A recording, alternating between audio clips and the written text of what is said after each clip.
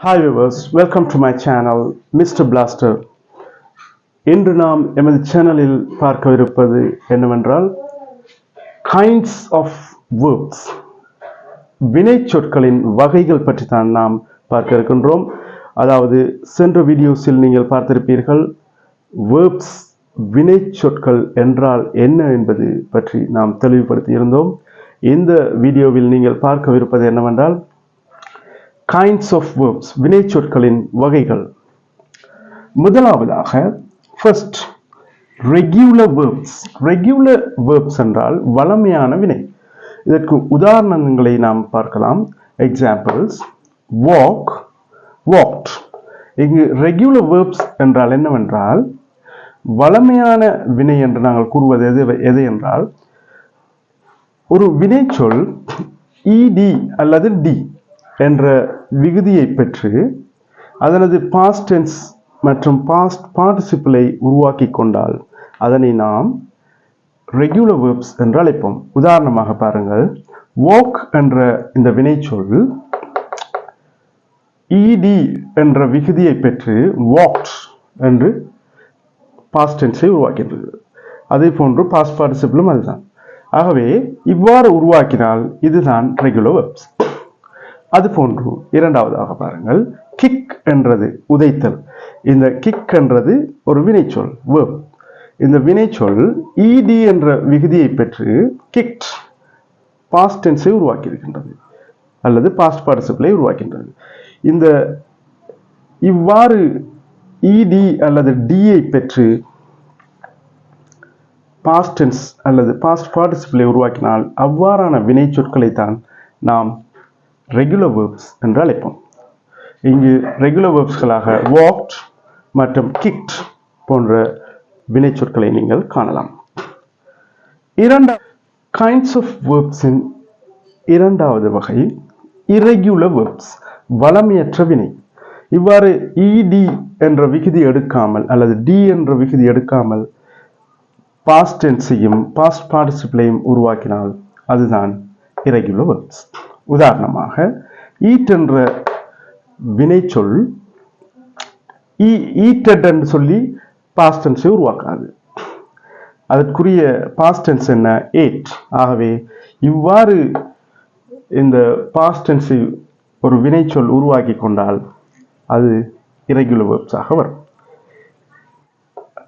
அதுபோன்று இந்த drink என்ற வினைச்சொல் verb ed என்று அல்லது d என்ற விகுதியை பெற்று drinked என்று உருவாக்காது. past tense எவ்வாறு உருவாக்கும்? drink, drank என்றுதான் அதனது past tense. ஆகவே இவ்வாறு ed சேர்க்காமல் வேறு முறைகள் மூலமாக தனது past tense உருவாக்கி கொண்டால் அல்லது past participle உருவாக்கி கொண்டால் அவை irregular verbs என்று அழைக்கப்படும். Third kinds of verbs, transitive verbs, செயற்படு பொருள் குன்றா வினை. குன்றாத என்று சொன்னால் செயற்படு பொருள் உள்ள வினை. உதாரணங்களை பார்ப்போம். I write a letter. இங்கு I என்றது நான், a letter என்றால் ஒரு கடிதம், write என்றால் எழுதுகிறேன். இது ஒரு வினைச்சொல்.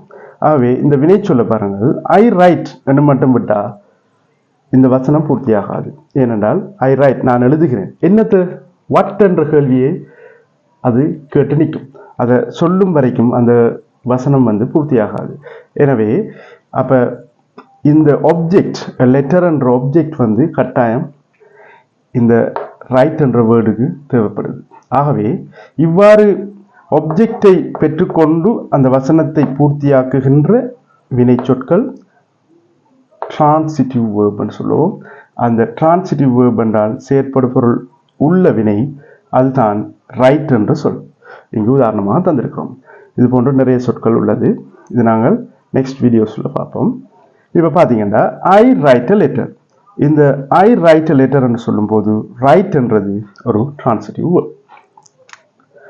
ஃபைனல் நான்காவதாக fourth type of verbs என்னவென்றால் intransitive verb, செயற்படு பொருள் குன்றிய வினை, அதாவது செயற்படு பொருள் இல்லாத வினைச்சொல்.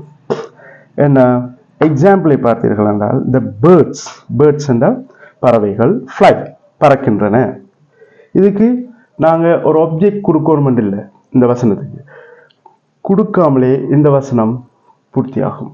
ஆகவே இவ்வாறு பூர்த்தியாக்கிக் கொள்கின்ற வினைச்சொல் இந்த fly பறத்தல்.